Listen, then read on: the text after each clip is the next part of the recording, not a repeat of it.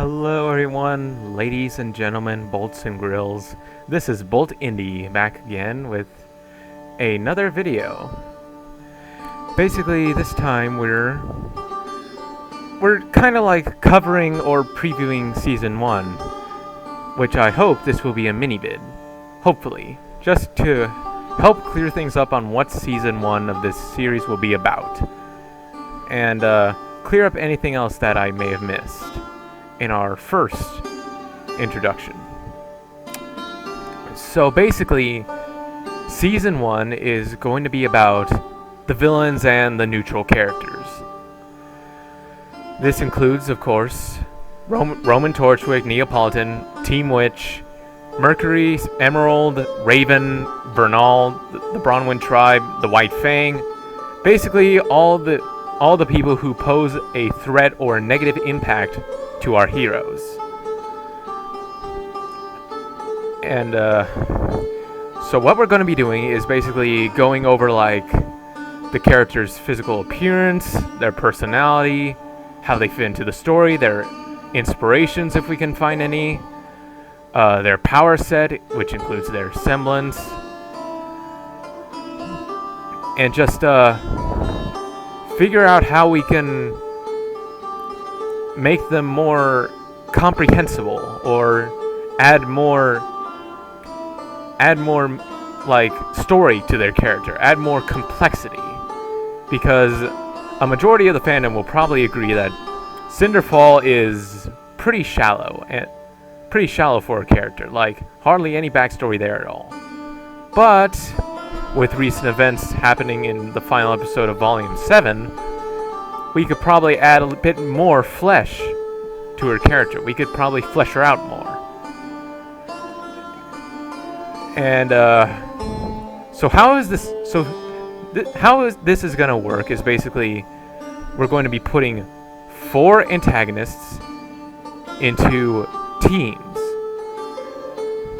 and we're basically going to cover each one until we complete a full volume. And a volume in this series will be 4 episodes in length. And so we're going to be covering like volume from volume, episode to episode. And so like in volume 1 we cover 4 episodes. In volume 2 we cover the next 4 episodes. And then volume 3, 4 episodes. Rinse, lather, repeat. Or no wait, lather, rinse, repeat. But if you have any concerns about what will happen if I somehow talked about every single one of the villains, well, if the current volume has ended and we got some info perhaps, or just, got some more info on like past villains or current villains, then yeah, I will make videos that surround the information we have at the current moment. And if I somehow manage to talk about all the villains in every single like episode for each volume, for each episode of each volume, and somehow manage to finish the number of characters that are antagonistic or neutral, then I will put it on hiatus until the newest volume comes out, or just other RWBY material that is canon to the show. Therefore giving me like enough time to continue on with another series. I have any other seasons. Yeah, seasons. It'll allow me to continue any other alternate seasons I have waiting in the barracks. Or in the reigns. On the shelf. Any other alternate seasons I have on the shelf. So, this season may be on hiatus, while another one will be continuing onward. And so it's be like a repeating cycle. Like, after the current volume ends, I get to work making videos for each volume of each season until that season is complete, or at the moment is complete, and put it on hiatus while I work on another season. And then the next volume arrives, I watch that volume, and then I repeat the cycle all over again.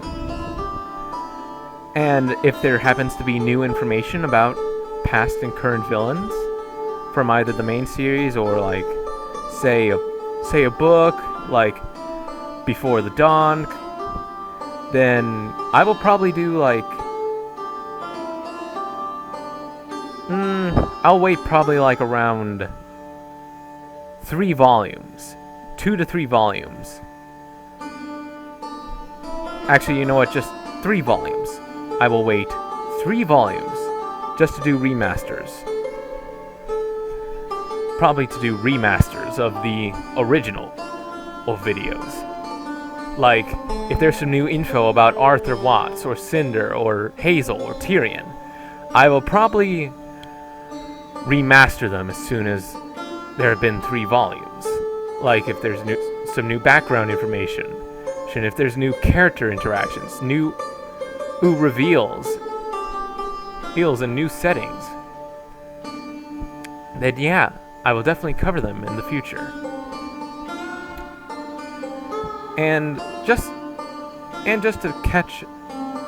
to make sure you understand what was going on in the like intro, you know, after you see like pieces of the opening to volume 1, and after you see like the opening card with RWBY, the power of choice, freeform discussions and what ifs, you see 2 hands, one holding the symbols of what makes Remnant with their normal colors. Like, the purple represents Salem's Circle, the white represents Merlot Industries and Atlas / Mantle, the cyan represents Mistral, red representing the White Fang, orange for Vacuo, and green for Veil.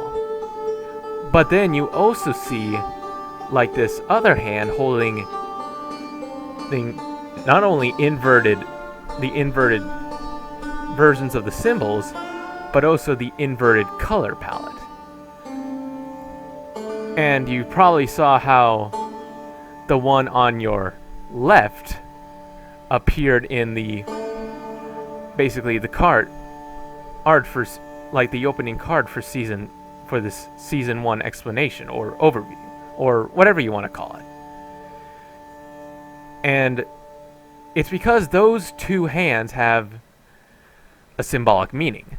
The hand on the left basically represents the freeform discussions, like how can we like better.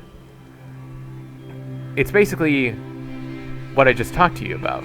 Like, we're talking about how the current situations, like how can we make these villains better? How can we make these neutral characters more appealing? How can we make this guy more sympathetic? So basically, the left hand represents us reworking the stuff from the canon, or we're just reworking RWBY, and it basically represents the freeform discussions. The one on the right, however, with its inverted symbols and colors, represents the what ifs. We're basically asking questions about. This is basically the RWBY alternate universes symbol,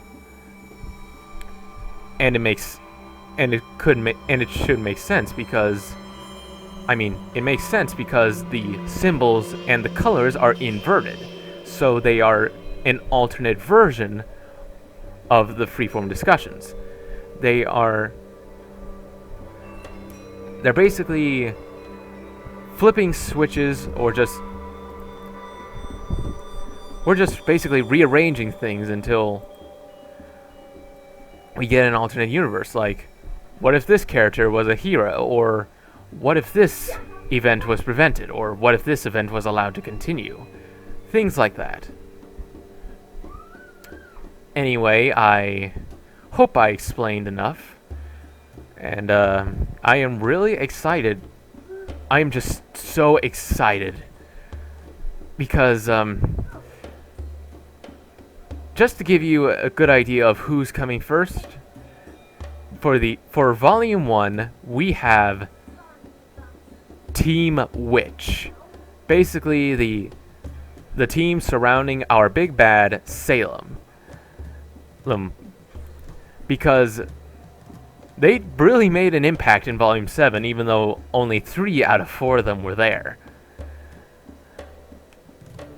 And I'm just really excited to cover them because Watts and Tyrion are my favorite of Team Witch. They just really made a splash in Volume 7, and I absolutely loved how they did their job, as Salem told them to. Like, I just can't get enough of these two. They are the best scientist boy and best scorpion boy. That's all I gotta say. Anyway, my name is Bolt Indy, and this is me signing off until next time.